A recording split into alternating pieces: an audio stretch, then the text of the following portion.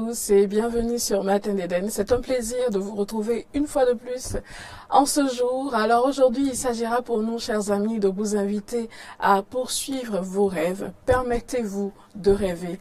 Osez rêver grand. Ne permettez à personne de vous dire que ce rêve ou ces rêves que vous avez ou que vous nourrissez sont bien trop grands, bien trop ambitieux. Ne les écoutez pas. Osez rêver. Permettez-vous de rêver aussi grand que possible et surtout, ne cessez jamais de mettre votre foi en Dieu afin qu'il vous aide à accomplir ces rêves-là. Poursuivez vos rêves et je vous promets que vous n'en serez que plus heureux. Bonjour une fois de plus et bienvenue sur Matin d'Éden. À présent, nous allons nous intéresser à ce qui se passe du côté des différents quotidiens.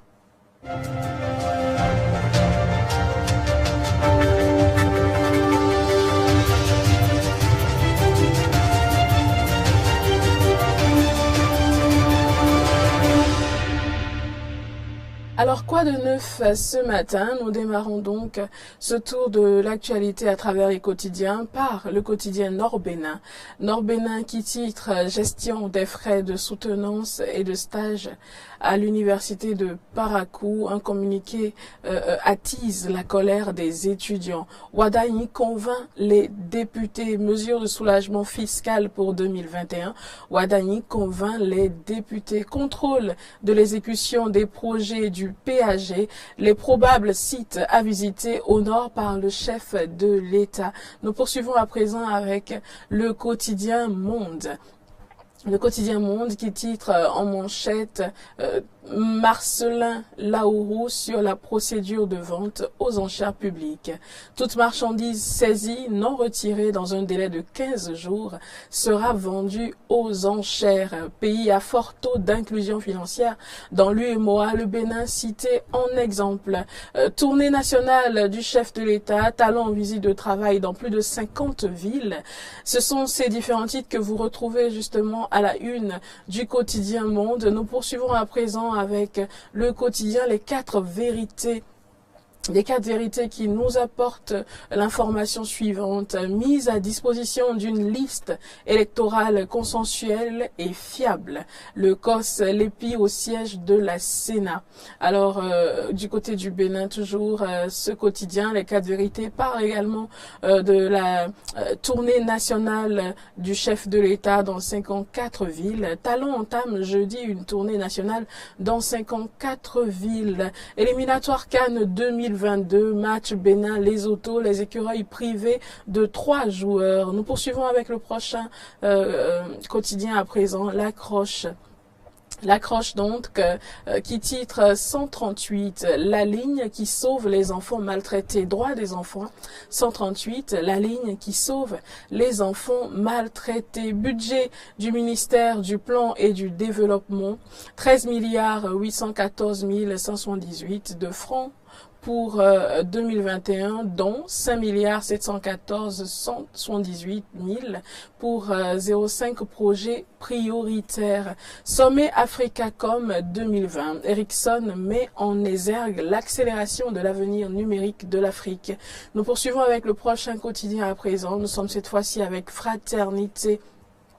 Fraternité, visite de chantier dans plusieurs villes du Bénin. Talon entame l'auto-évaluation de son quinquennat. C'est l'information que nous apporte le quotidien Fraternité en ce jour. Deuxième édition du prix André Quenom du bon citoyen. Fulbert Adjimerossou du quotidien Fraternité. Donc, lauréat de ce prix-là. Nous poursuivons cette randonnée informative avec le quotidien Matin Libre à présent.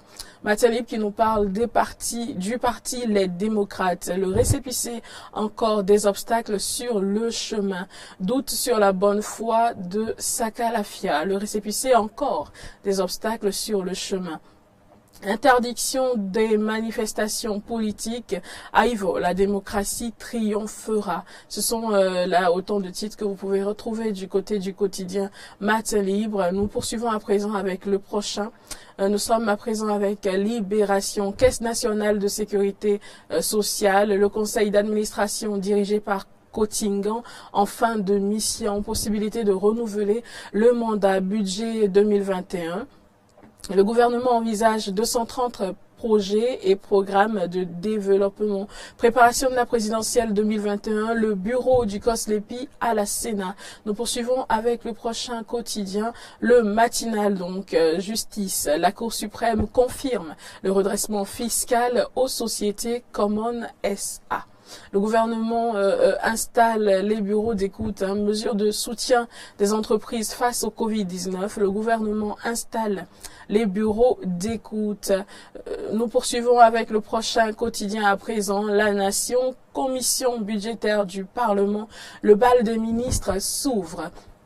Toujours avec le même quotidien, La Nation, nous retrouvons en manchette de grands défis pour 2021. Cotonou uni pour consolider les acquis de la rupture. Poursuivons à présent avec le quotidien. Nous sommes donc à présent, chers amis, avec le quotidien Soleil Levant.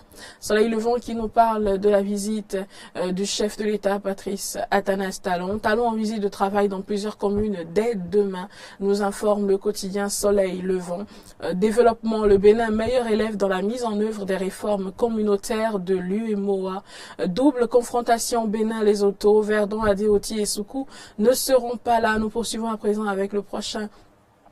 Nous sommes à présent avec la presse du jour. 4 ans après sa visite du 11 novembre 2018, Talon se rend de nouveau à Parakou demain. Le ministre du Plan défend un budget donc de 13 milliards 814 178 000 francs CFA. Et ce sont là les différents titres que vous retrouverez au niveau du quotidien La Presse du jour. Le tout dernier quotidien à présent pour clore cette page Quoi de neuf. Nous serons OK, donc ce sera avec ce quotidien La Presse du jour que nous allons clore cette page. Merci à vous, chers amis, pour votre aimable attention. À présent, nous poursuivons cette émission et nous retrouvons donc Laurent Roland Toneikes pour l'analyse.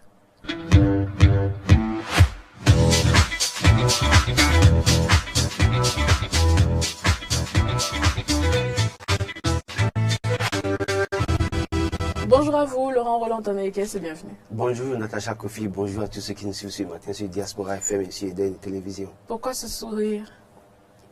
C'est bon de sourire à la vie. C'est sûr, c'est bon, mais pourquoi ce sourire?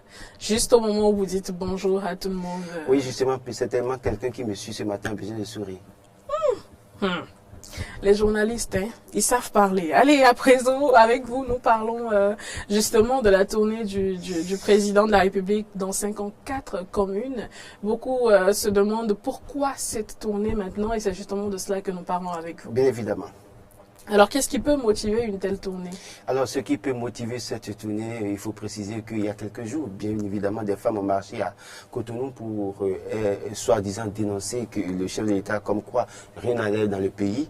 Et quelques jours après, on a vu le chef de l'État qui est descendu également dans cette marché de Cotonou pour montrer qu'il fait quelque chose. Et donc, on a vu le bain de foule, on a vu la mobilisation des citoyens, des femmes, de certaines femmes des marchés, des étudiants qui ont applaudi cette femme, le chef de l'État.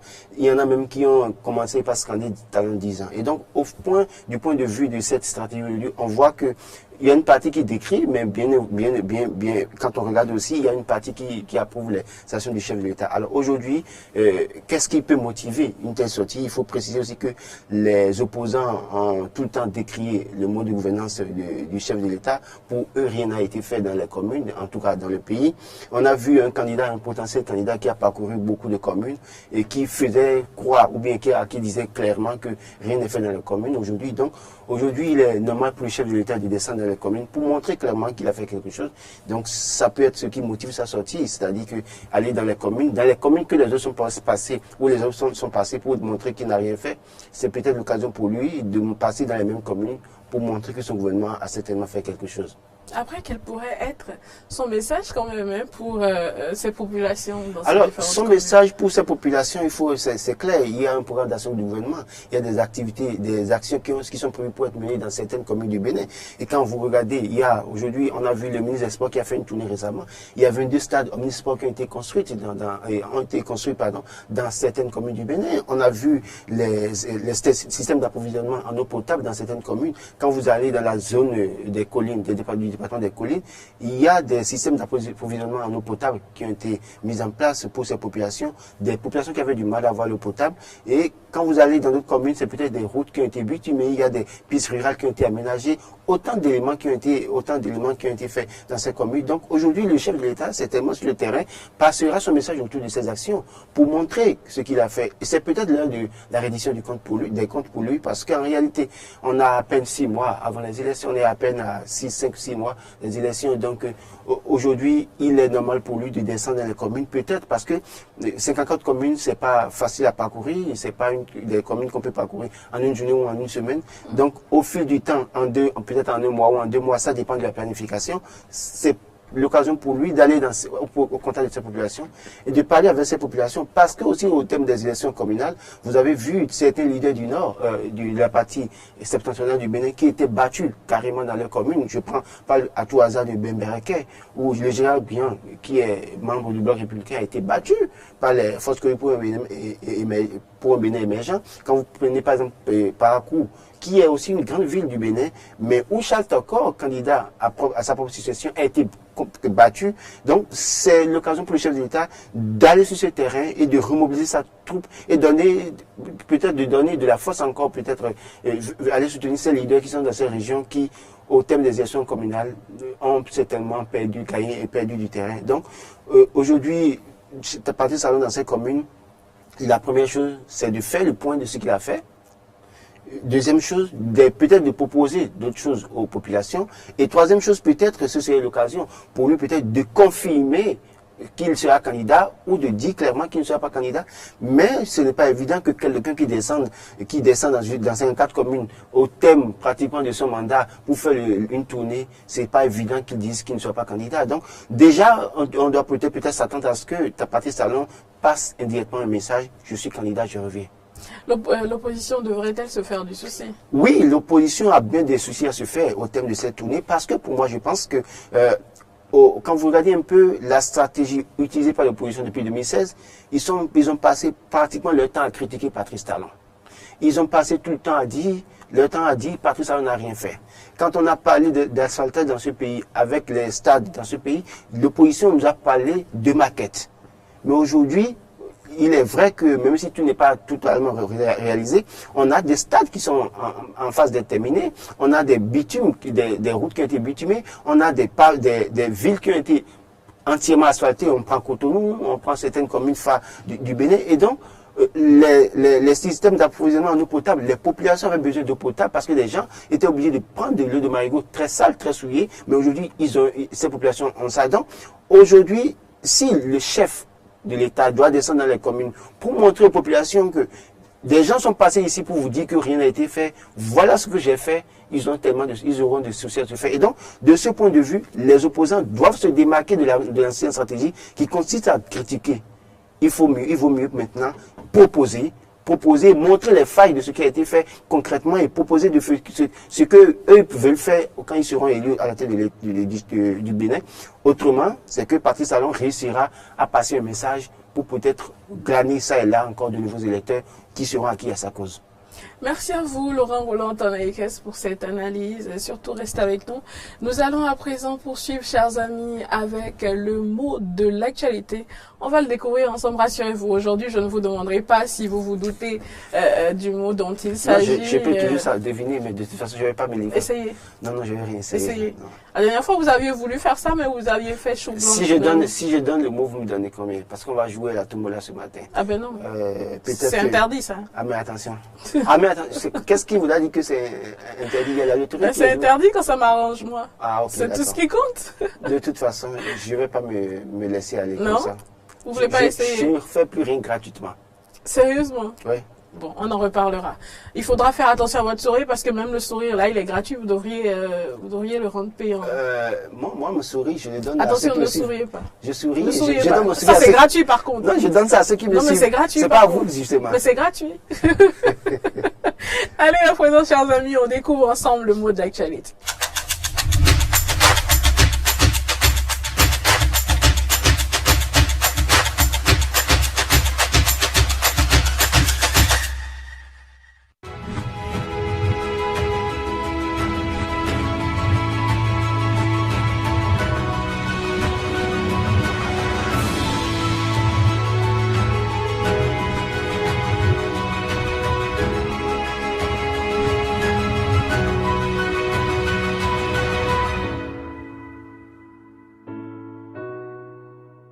Bonjour à toutes et à tous et bienvenue sur ce nouveau numéro du mot de l'actualité. C'est un plaisir de vous retrouver par ici, chers amis.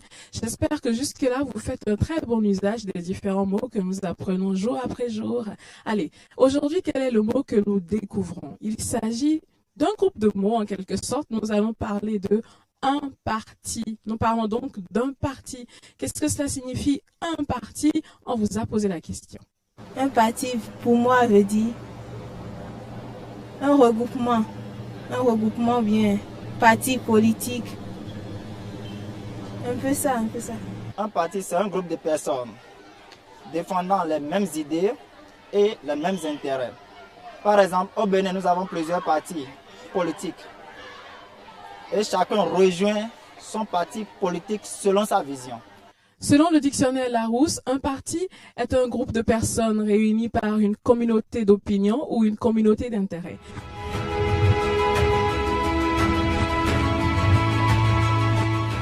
Nous avons tendu nos micros à un spécialiste qui nous en dit un peu plus sur ce mot. On l'écoute ensemble.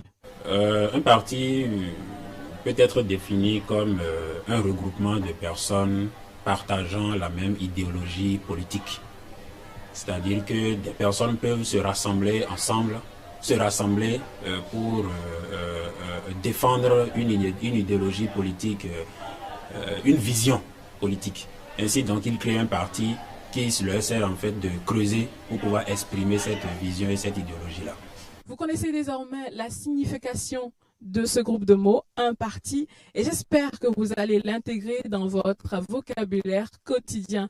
Prenez soin de vous et surtout restez forts. Merci à l'équipe qui nous accompagne ce jour pour ce tournage du mot de l'actualité. Merci à celui-là qui assure de mettre la réalisation de ce numéro du mot de l'actualité, Igor Moutondi. Merci également à Jean-Baptiste Bocor, qui est du côté de la prise d'image et donc qui assurera par là même le montage de ce numéro du mot de l'actualité. Je vous dis à très bientôt. Bye bye.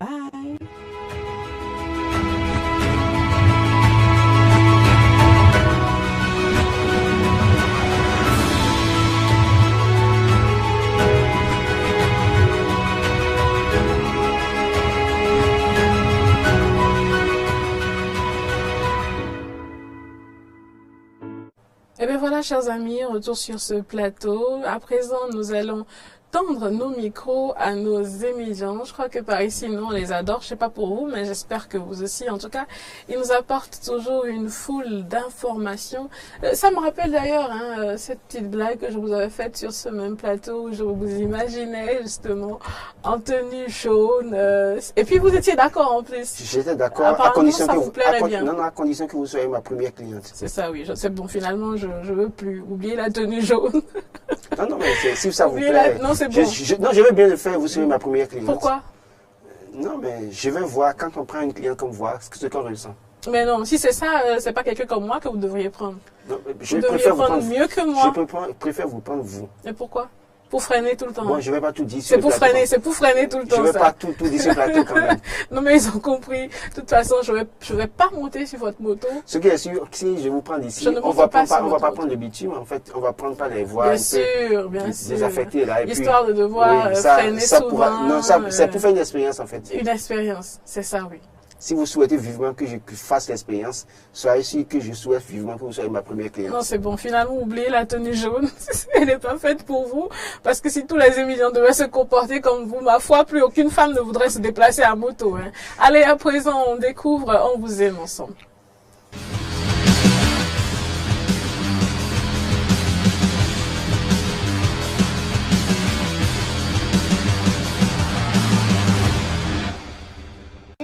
Aujourd'hui on ramène le parrainage, selon moi ce n'est pas une bonne chose parce que c'est une manière de pouvoir tourner, c'est-à-dire la voix du peuple, réduire et tourner, c'est-à-dire mettre ça sur centraliser la voix du peuple sur une seule personne. Et politiquement ce n'est pas bon parce que politiquement cette personne-là, cette dernière, je ne sais pas, c'est président ou quoi, député là, c'est bien vrai, c'est le peuple qui l'a choisi. Maintenant, avec un billet ou bien avec des postes, promesses, lui peut aller contrairement à la volonté du peuple. Or, si on avait autorisé le peuple à aller aux élections comme cela ce soir, moi je vois que c'est quelque chose qui est bon.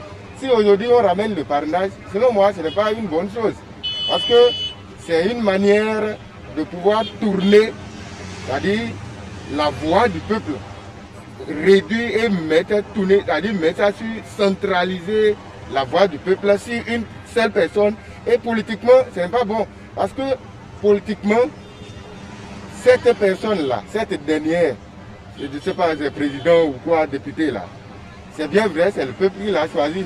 Maintenant, avec un billet ou bien avec des postes, promesses, si tant, lui peut aller contrairement à la volonté du peuple. Or, si on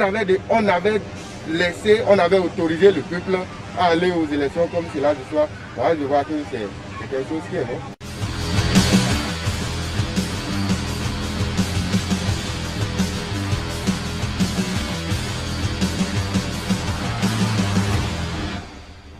Retour sur ce plateau. Merci à vous, Laurent Roland Henriquez, d'être resté à nos côtés. Merci à vous également et merci à tous ceux qui nous suivent depuis leur maison. Surtout ceux-là qui trouvent que vous avez un beau sourire. Je ne sais pas ce qu'il a de beau, son sourire. Franchement, arrêtez de lui mentir.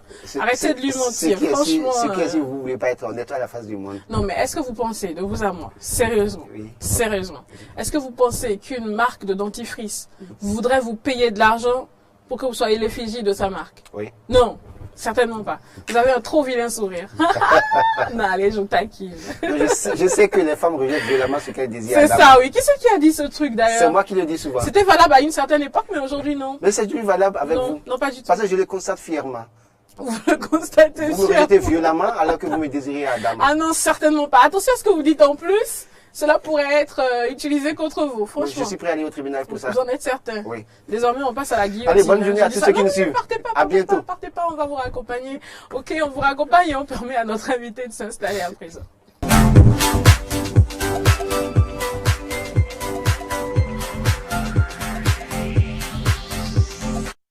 ESM Bénin, École supérieure de management accréditée par l'État béninois, offre des cours en licence et master dans les filières suivantes: banque et finance et assurance, finance, comptabilité et audit, marketing, communication et commerce, management des ressources humaines, système informatique et logiciel, hôtellerie et tourisme, transport et logistique, entrepreneuriat et gestion de projets, etc. Les diplômes ESM Bénin sont homologués par l'État béninois et reconnus sur le plan international. Des formations à la carte avec introduction de l'anglais, parlé et écrit, l'apprentissage du chinois et l'accompagnement psychologique des étudiants. À ESM Bénin, nous organisons des séminaires de partage d'expériences avec des experts et hommes d'affaires. Pour un avenir assuré et des emplois garantis, choisissez l'École supérieure de management ESM Bénin. Rejoignez ESM Bénin sur le site de Kourounou, face au stade de l'Amitié, et à Calavi, Carrefour Zopa. Pour plus d'informations, contactez +229 21 38 26 43 ou le 97 30 84 84 ou le 96 35 75 75. ESM Bénin, le chemin vers l'emploi.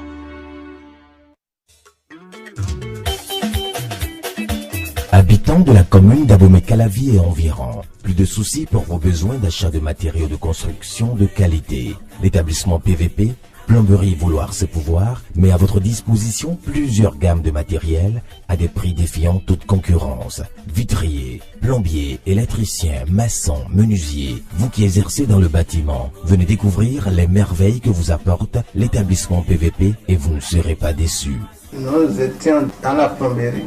Depuis Tampin, nous sommes encore à Tocan sur la voie de Ouedo, en face de l'ex-pharmacie Saint-Pur.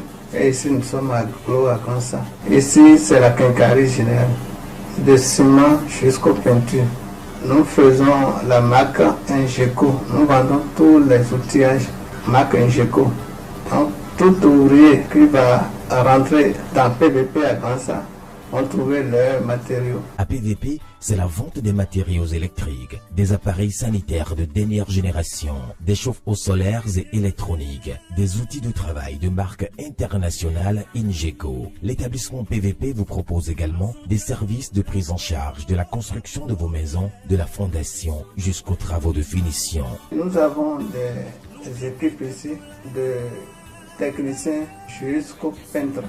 Nous avons une équipe de construction ici et tous ceux qui veulent qu'on leur construise des maisons, Quand ils viennent nous voir, on peut s'arranger et quand on va commencer, c'est la cause seulement qu'ils vont prendre. En cette période des fêtes de fin d'année, l'établissement PVP lance une promotion à travers le projet dénommé Construction pour tous. C'est 20% de réduction sur tous vos achats. Parlant du projet Construction pour tous, nous voudrions garantir à toute la population béninoise et surtout à nos frères de la diaspora la construction de leur maison sans stress et sans peur de se faire gruger. Venez donc construire votre maison avec l'établissement PVP pour une durabilité plus sûre. Avec PVP, offrez-vous un bâtiment en or grâce à des matériaux de qualité. C'est la santé que je souhaite pour tous mes clients. Je profite de l'occasion pour formuler des vœux à mes parents aussi, à mes amis, à ma femme et à notre président de la République et les ministres et les députés. J'ai découvert PVP et que j'ai pu adopter depuis lors, puisque j'ai l'opportunité d'avoir en un temps record ce dont j'ai besoin pour les questions de sanitaire, pour les questions de plomberie et surtout pour ce qui nous embête, nous autres qui ont des forages à domicile. C'est de pouvoir avoir toutes les pièces de rechange qu'il faut, surtout lorsqu'on fait l'entretien périodique donc, de nos forages. Faites ta part contre la Covid. Sa propagation peut être stoppée. Ça dépend de toi. Limite tes sorties, mais si c'est nécessaire, porte un max dans tout le public. Oh. La Covid peut tuer, les fausses infos aussi. Vérifie toutes tes infos avant de partager. Oh. Le gouvernement sensibilise, les agents de santé mobilisés. Alors que fais-tu de ton côté pour stopper cette maladie? La Covid-19 peut être stoppée, mais ça dépend de toi et moi. Alors que chacun fasse sa part. Peuple du Bénin, la Covid-19 est une réalité, mais nous pouvons arrêter sa propagation si chacun de nous fait sa part. Ceci est un message du gouvernement en collaboration avec UKAid.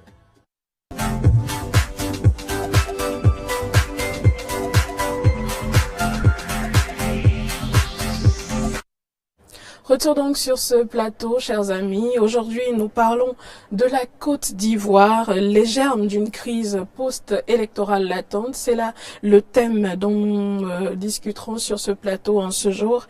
Lors de sa première sortie médiatique le lundi 9 novembre 2020, suite à la décision du Conseil constitutionnel de le confirmer en tant que vainqueur des élections présidentielles, Alassane Dramane Ouattara s'est dit favorable à un dialogue sincère et inclusif avec l'opposition. Cette déclaration, aussi forte qu'elle soit, intervient dans un climat post-électoral particulièrement tendu et délétère. En effet, au lendemain donc des résultats proclamés par la CEI, les principaux opposants et candidats se sont constitués en un conseil national de transition afin de clamer haut et fort leur désapprobation d'une réélection du président Ouattara pour un troisième mandat légitime et volé aux Ivoiriens. Donc un troisième mandat illégitime et volé aux Ivoiriens. Au demeurant, la main tendue d'Alassane Ouattara au CNT et à Henri Konan Bédié intervient alors que ce dernier est toujours en résidence surveillée et que plusieurs autres leaders sont aux arrêts ou en fuite, comme le porte-parole du CNT, Pascal Afi Nguessan. Dans ces conditions, l'opposition va-t-elle répondre à l'appel du président réélu? La Côte d'Ivoire n'est-elle pas au bord du précipice? Ce sont là autant des questions que l'on se pose. Et justement, ce matin, pour répondre à toutes ces interrogations, nous recevons pour vous Monsieur Morgan Assoba, analyste consultant en relations internationales. Nous le recevons donc sur ce plateau afin d'obtenir des éléments de réponse face à ce qui s'apparente à un début d'une crise post-électorale. Bonjour à vous, Monsieur Assoba. Bonjour. Merci à vous, madame. C'est un plaisir de vous avoir à nouveau avec nous sur ce plateau. Le plaisir est partagé. Alors, Monsieur Morgan Assoba, comment interprétez-vous cette main tendue du président Ouattara? Alors, la main tendue du président Ouattara est évidente, simplement parce qu'il a conscience du fait qu'il est en train de vouloir diriger un pays qui est divisé. Et la seule façon pour lui de pouvoir diriger ce pays qui est divisé est de trouver la technique la plus appropriée pour ramener ceux qui constituent l'autre camp à accepter le fait qu'il puisse diriger. Et pour y arriver, la première chose à faire est effectivement la main tendue. Cette main tendue est en signe de reconnaissance de la situation vraiment difficile et critique qui existe dans son pays et d'une nécessité d'apporter une solution. Mais l'autre question, c'est est-ce maintenant qu'il faille tendre la main? Parce qu'on a eu à écouter les opposants avant qu'il ne soit élu président qui ont dit s'il devrait y avoir une main tendue, c'est avant les élections. Alors l'opposition qui se retrouve crispée sur son point de vue qui est qu'il faille que le président Ouattara, qui semble avoir été élu selon eux, laisse et remettre en cause son élection, qu'il puisse admettre le fait qu'il n'y a pas eu élection et qu'ensemble maintenant, qu'ils repartent aux élections avec ces candidats dans des conditions qui s'y prêtent. Est-ce une politique de l'autruche ou une réelle envie de décrispation de la tension? Alors, certainement, on est entre une politique d'autruche et une réelle envie. Pourquoi est-ce que je le dis? Lorsque vous voyez l'importance et la volonté manifeste entre griffes des opposants avant les élections qui estimaient qu'il faille effectivement s'asseoir autour de la table de négociation et revoir dans quelle mesure on pourrait aller à des élections acceptées par tous. Et vous voyez l'attitude du camp Ouattara, vous vous dites que le camp Ouattara avait tout à gagner à aller aux élections ce jour-là. Parce qu'il était conscient probablement de toutes les dynamiques qui pouvaient se créer si d'aventure il fallait repousser les élections et selon eux il fallait coûte que coûte respecter la Constitution puisque la Constitution a été spécifique par rapport à la date des élections. Mais que devient la Constitution si la respecter nous met en face d'une situation de crise? En ce moment, puisque la Constitution est une loi fondamentale et qui vise à faire en sorte qu'il y ait une sorte de consensus dans la façon de gérer, il faut bien penser à une alternative qui mette tout le monde dans les mêmes conditions d'accepter ce qui va se faire. Et c'est ce que l'opposition attendait forcément du camp Ouattara.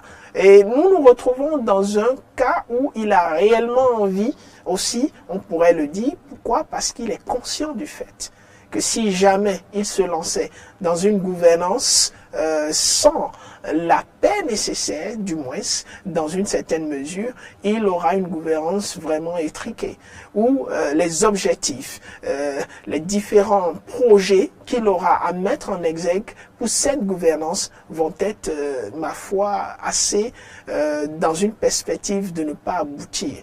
Donc voilà pourquoi, d'une certaine façon, il pourrait avoir réellement la volonté qui est dans son optique de réussir, et de l'autre côté, ce sera une politique d'autruche, puisque actuellement, il est considéré comme étant élu, alors que tout ce que les autres voulaient, c'est aller aux élections dans une certaine condition, alors qu'il a été plébiscité. Il n'y a pas eu de challenger, comme nous l'avons dit la dernière fois, et cela peut faire sembler qu'il soit en train de mener une politique de l'autruche. Alors comment comprendre le bien fondé justement de cette main tendue si en amont on continue d'enregistrer des morts ces derniers jours du côté de la Côte d'Ivoire? Alors, cela est un peu délicat de regarder le bien fondé. Comme nous l'avons déjà dit précédemment, cela pourrait être dans un souci de voir son mandat aboutir à quelque chose de constructif. Mais la question est de savoir comment peut-on construire si la fondation est déjà ratée. Ce qui veut dire que toutes les tentatives de construction vont être, à un moment donné, vont s'effondrer.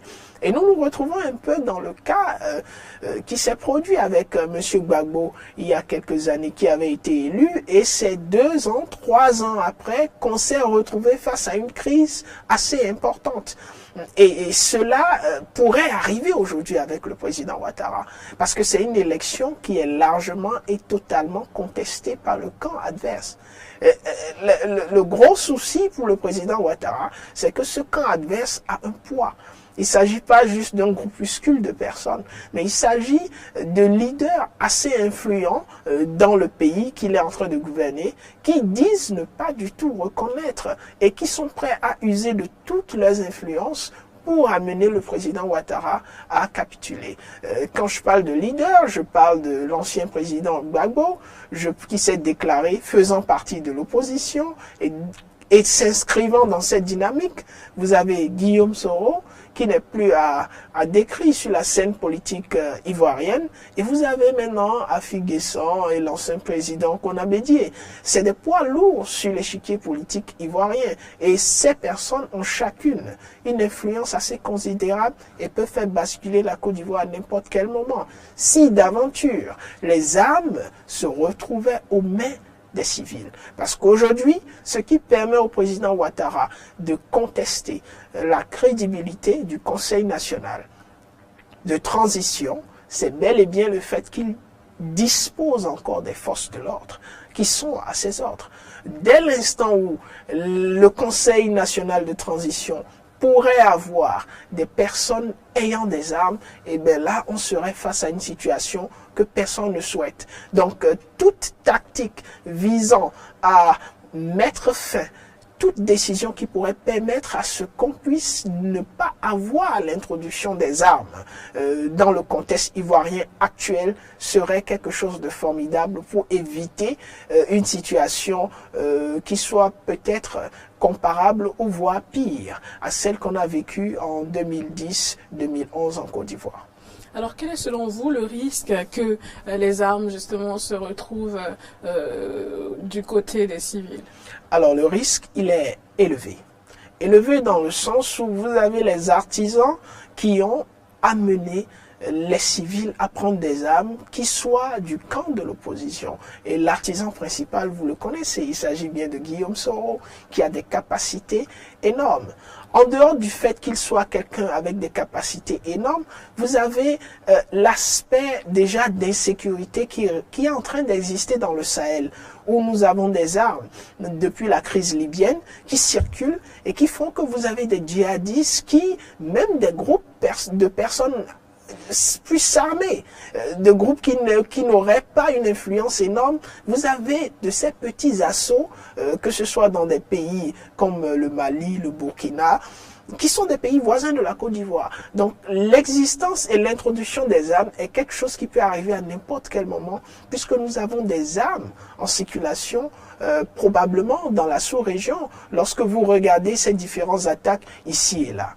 Alors, selon le HCR, pas moins de 8000 Ivoiriens auraient rejoint les pays frontaliers. Quelle est l'analyse que vous faites de ces déplacements? Les populations sont conscientes de tout ce qui pourrait se passer. Elles sont même beaucoup plus conscientes apparemment que les leaders, dans la mesure où ce sont elles qui vivent directement tout ce qui pourrait découler de façon mortelle du comportement de ces leaders. Et pour prendre leurs précautions, pour prendre les dispositions, certaines populations se déplacent déjà. Et lorsqu'on parle d'environ 800 000 selon le HCR, ça c'est ce que le HCR a pu décompter. Il y a des gens qui ont pris leurs dispositions, donc les chiffres pourraient être largement au-delà de ce qui a été dit. Et c'est compréhensible, puisque aucune personne ne souhaite rester dans un cadre où il pourrait perdre un parent ou lui-même perdre sa vie. Et ce qui se passe aujourd'hui en Côte d'Ivoire laisse l'impression qu'on pourrait assister effectivement à des bains de sang, ce qu'on ne souhaite pas tous. Totalement. Le boycott électoral n'est-il pas devenu au fil du temps en Afrique un outil de contestation de plus en plus inutile et banal? Oui, dans cette façon de voir, c'est possible. La stratégie est à remettre en cause. Mais lorsque vous regardez un peu la particularité du cas ivoirien, vous avez des gens qui étaient candidats, qui ont à un moment donné simplement refusé de se présenter aux élections, de battre campagne, mais qui sont restés candidats. Une stratégie qui a paru assez surprenante lorsque vous voyez des analyses, mais une stratégie qui est compréhensible. C'est des gens qui envoient un message pour dire « Nous ne sommes pas contre les élections en Côte d'Ivoire et nous sommes conscients de la nécessité de faire le jeu politique. Mais nous refusons que ce jeu politique se fasse dans des conditions données. » Parce que très souvent, les boycotts ont été faits de façon à ce que les candidats, les potentiels candidats refusent même de se présenter comme candidats et appellent leurs participants à ne suivre à aucun instant le processus électoral. Mais ici, vous avez des potentiels candidats qui se sont présentés comme candidats. Vous avez ceux qui étaient potentiels et qui semblaient ne même pas remplir les conditions sur le plan de la loi, et déposer aussi la candidature. Vous avez la candidature du président, de l'ancien président Gbagbo qui a été déposée. Vous avez eu la candidature de Guillaume Soro qui était même pas sur le territoire, qui a été déposée. C'est une façon de dire, ils sont tous conscients et veulent prendre part au processus et au jeu politique. Et de l'autre façon, ils ont pu, dans ces conditions, mettre le tort sur le gouvernement en place, en montrant que c'est le gouvernement qui ne souhaite pas mettre les différents acteurs politiques dans les conditions nécessaires pour que cette élection ait lieu. Et là, c'est une stratégie assez intéressante dans sa dynamique, puisque la plupart du temps, vous voyez un boycott qui est total. Mais lorsqu'on vous donnerait plus raison par rapport à l'inutilité du boycott, c'est cette sorte d'incapacité des acteurs politiques à réellement faire le jeu politique pendant qu'il est nécessaire de le faire.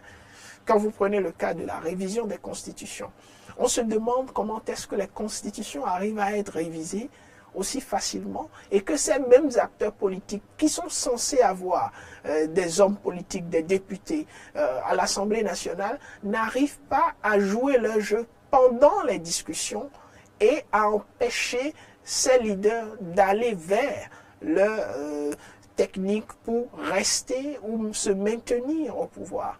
Et c'est un échec politique. C'est un échec politique dans le sens où les systèmes, les institutions ont été mis en place pour pouvoir, dans une certaine façon, encadrer la mise en œuvre du pouvoir exécutif. Justement, navré de vous interrompre, justement, cette stratégie ne fait-elle pas qu'elle parle ni à toutes ces tensions et ces foyers, justement, de crise que nous constatons? Alors, je dirais plutôt que cette stratégie ne fait pas le nid, mais peut contribuer à cela. Dans quel sens? Le nid vient surtout d'une combinaison de facteurs. La première étant le comportement des leaders au pouvoir. Ensuite, la deuxième étant la réaction des autres acteurs politiques qui, dans la plupart du temps, ne tiennent pas forcément compte de l'intérêt du peuple. Pourquoi est-ce que je le dis? Et de l'autre côté, vous avez la responsabilité du peuple, qui est celle de ne pas s'engager très souvent dans sa vie politique. Vous avez souvent des populations qui ne prennent pas la mesure de l'intérêt de la chose politique, qui laissent la chose politique à des acteurs qui ne se soucient pas forcément de leurs intérêts. Et vous avez vu le fait d'avoir vécu cette situation des années et des années, fait en sorte que la stabilité d'un peuple est laissée entre les mains d'un groupe de personnes qui n'ont pas forcément, qui ne se soucient pas forcément de la stabilité pour ce peuple. C'est ce qui explique le fait que vous avez des leaders qui décident à un moment donné, connaissant le peuple qu'ils ont, décident à un moment donné d'avoir tel comportement et aussi connaissant les acteurs politiques qu'ils ont. Parce qu'il y a des acteurs politiques dans nos systèmes, c'est dommage, qui n'ont pas forcément de vision politique, qui ne défendent pas une vision, mais qui défendent beaucoup plus leurs intérêts.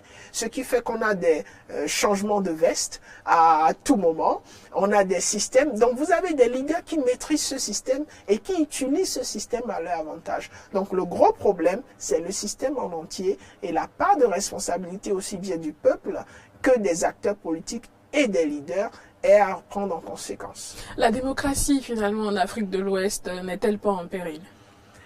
Alors, la démocratie n'est pas un acquis comme la plupart du temps on a l'impression de l'entendre. Si la démocratie était un acquis, vous ne verrez pas des personnes crier à la fraude aux États-Unis, qui sont reconnues comme étant l'une des plus vieilles démocraties du monde. La démocratie est un système qui est mis en place et qui doit être entretenu et a aussi un processus de maturité. Maturité dans le cadre de l'existence d'institutions fortes. Et la démocratie africaine, jusqu'à preuve du contraire, dans sa majorité, même si on a des exceptions, n'est pas encore dotée d'institutions fortes. Parce que si elle était dotée d'institutions fortes, vous ne verrez pas toutes les lois passer dans toutes les institutions en majorité. Quand vous prenez la révision de la Constitution qui est décriée en Côte d'Ivoire, si l'Assemblée nationale était une institution vraiment forte, on n'en serait pas là aujourd'hui.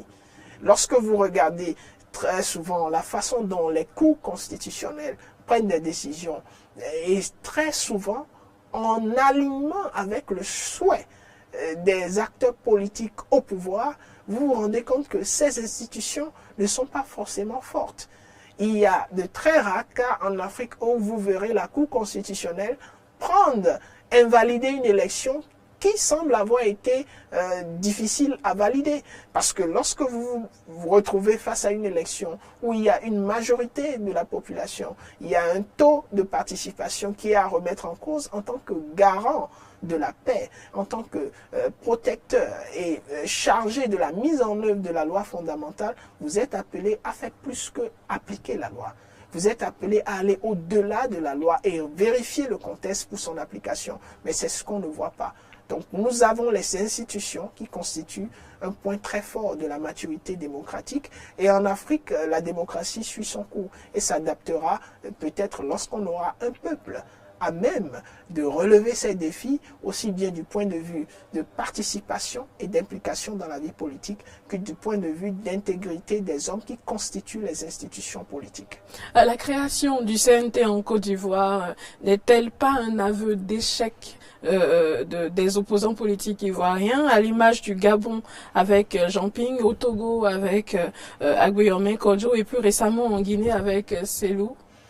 Oui, un aveu d'échec, on peut l'entendre, mais surtout une manifestation effective de l'opposition.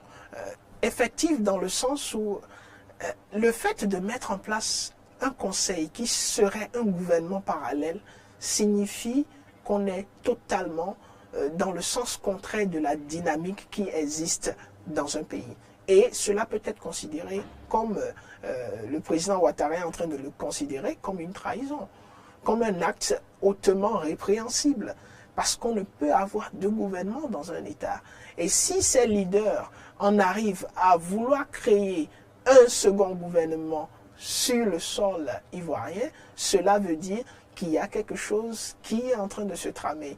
De l'autre côté, un échec, oui, puisque nous l'avons dit tout à l'heure. Il y a un processus politique, il y a un système politique qui est mis en place. Et les acteurs politiques sont chargés d'animer la vie politique.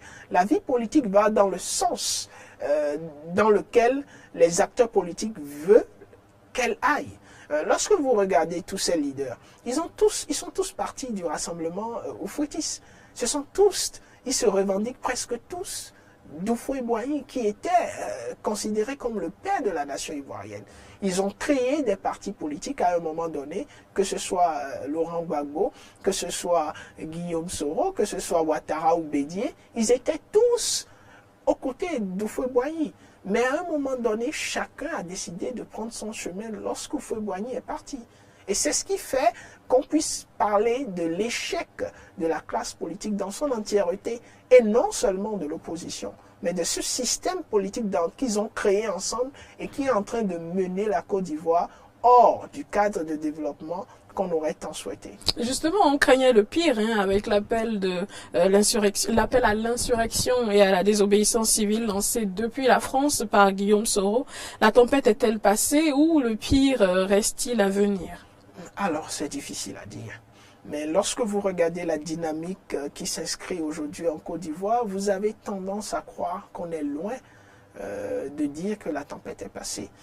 Si vous voyez des gens qui continuent à quitter le pays, c'est qu'ils sont conscients qu'à n'importe quel moment, cette tempête qui n'a même pas encore commencé, parce qu'elle n'a même pas encore commencé, lorsque vous regardez combien Guillaume Soro est certain et confiant en lui lorsqu'il dit qu'il n'y a pas eu d'élection et que Alassane Dramane Ouattara ne sera pas président de la Côte d'Ivoire à partir de 2020, vous avez des frissons parce que vous connaissez la capacité de frappe de l'homme.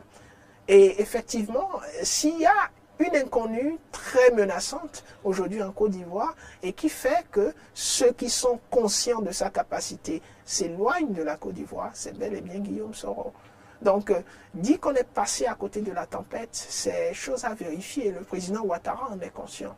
Il en est pleinement conscient. C'est pour ça qu'il entame une démarche de main tendue.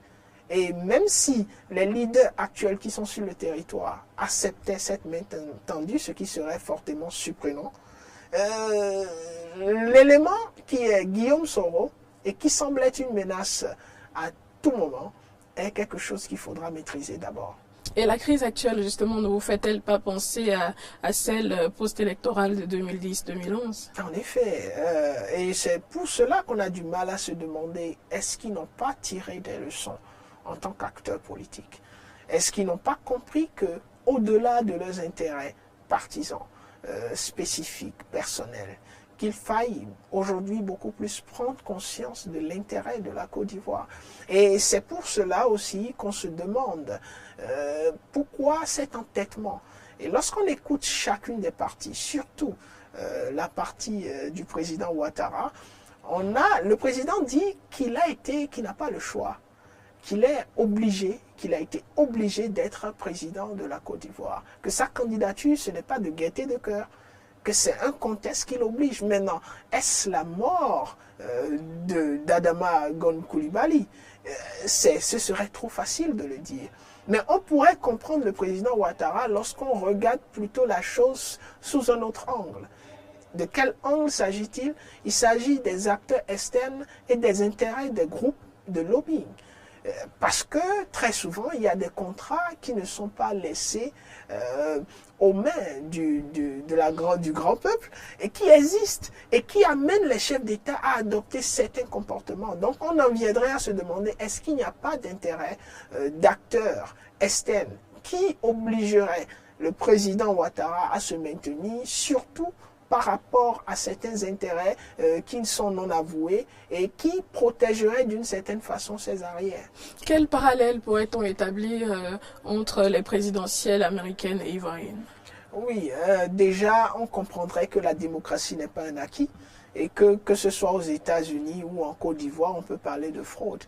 Mais la particularité est que vous avez des institutions fortes aux États-Unis où en aucun instant on ne pourrait dire que les velléités d'un individu pourraient mettre à mal tout un système politique. Puisque malgré le fait que le président Trump soit en train de crier à la fraude, avec des éléments assez intéressants qu'on pourrait regarder. Ah oui? Oui, assez intéressants dans la mesure où vous voyez c'est une élection particulière comme les Américains le disent et la plupart des votes qui sont allés dans le sens de la vague bleue qu'on appelle les démocrates sont des votes qui sont arrivés par mail.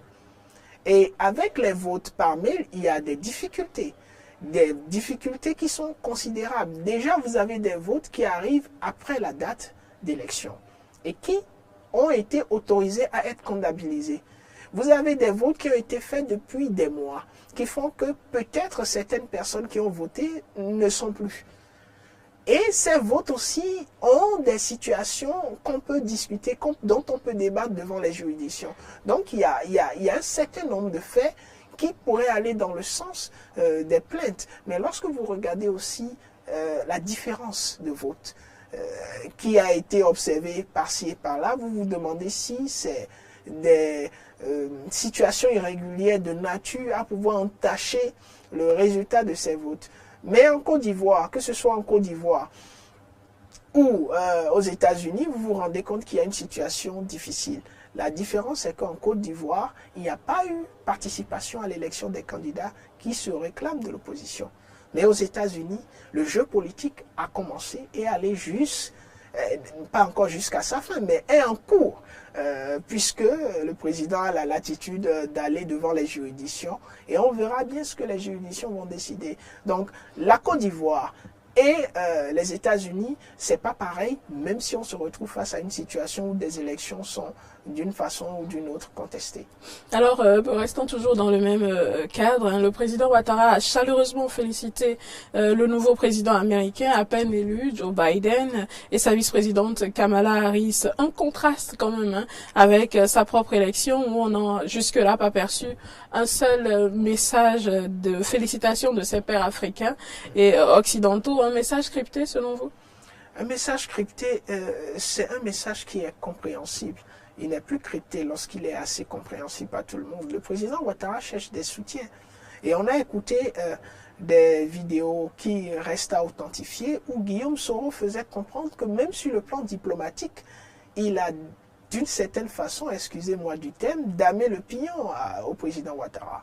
Qu'il a fait jouer son amalgame diplomatique de façon à ce que le président Ouattara n'ait plus une influence suffisante diplomatiquement qui puisse lui permettre de gérer, parce que vous savez, il y a la question de la mobilisation de financement et il y a la question de la reconnaissance par les autres États.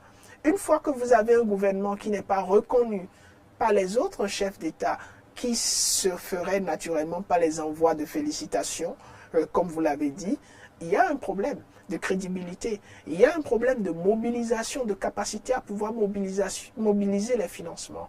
Et c'est ce problème que le président Ouattara cherche à résoudre lorsqu'il envoie des félicitations et espérons que le camp de Joe Biden puisse répondre à ces félicitations. Ce qui serait difficile parce qu'il y a encore des contentieux aux États-Unis. Il aurait pu attendre la fin de tous ces contentieux pour pouvoir féliciter directement le Joe Biden qui semble avoir été élu et Kamala Harris.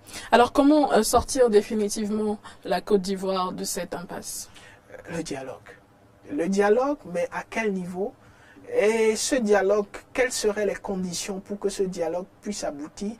Et c'est ça qui va être difficile. C'est carrément annuler le résultat des élections lorsqu'on voit la dynamique dans laquelle l'opposition s'inscrit.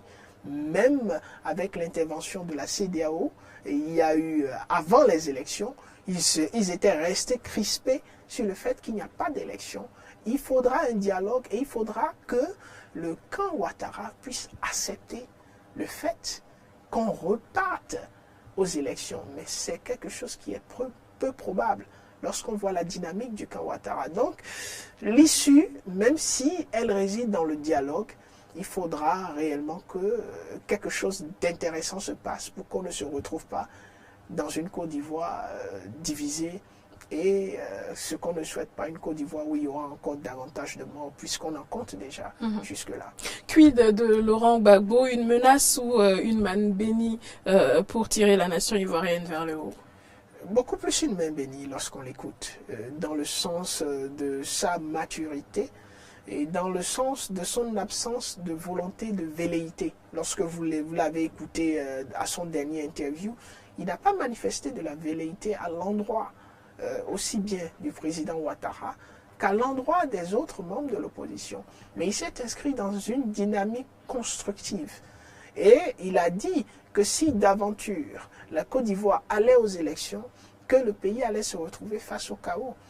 Et nous constatons le chaos. Le chaos, c'est déjà l'existence de deux institutions qui se réclament être à la tête du pays. C'est un chaos diplomatique et institutionnel qui ne dit pas son nom.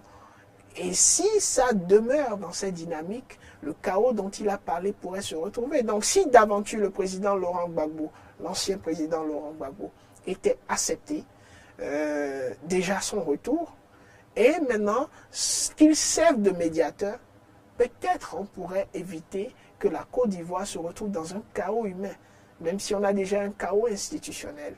Et ça, cela dépendra du camp du président Alassane Dramane Ouattara, puisqu'il a la capacité de faire en sorte que la Côte d'Ivoire s'éloigne fortement de ce bain de sang qui semble présager l'environnement ivoirien. Très bien, nous sommes pratiquement à la fin de cet entretien. Alors, quel est votre message à l'endroit des jeunes ivoiriens et africains dans ces périodes troubles où la démocratie semble céder le pas à la démocrature?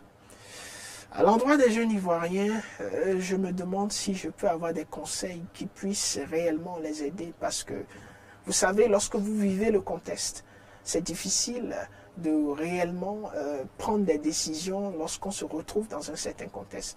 Tout ce que je peux leur demander, c'est d'avoir beaucoup de courage et de trouver la force de prendre leur destin en main. Et je ne saurais leur dire de quelle façon ils pourraient prendre leur destin en main. Pour ce qui est de la jeunesse africaine, il faudrait que nous puissions tirer des leçons de tout ce qui se passe autour de nous et tout ce que l'histoire de nos pays nous ont enseigné.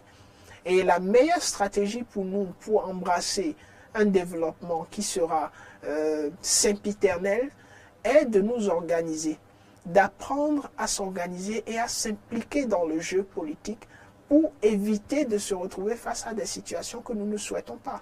Il faudrait que nous puissions être les artisans de ce à quoi nous avons affaire comme édifice. Et le fait de ne pas être artisan est ce qui nous permet aujourd'hui d'avoir tous ces remords et d'assister impuissants à tous ces bains de sang, cette insécurité grandissante et mise à mal des intérêts de la jeunesse qui constitue une grande partie de la population africaine. Merci à vous, Monsieur Morgan Asogba, ce fut un réel plaisir. Plaisir est toujours partagé, madame. Je rappelle que vous êtes consultant et analyste en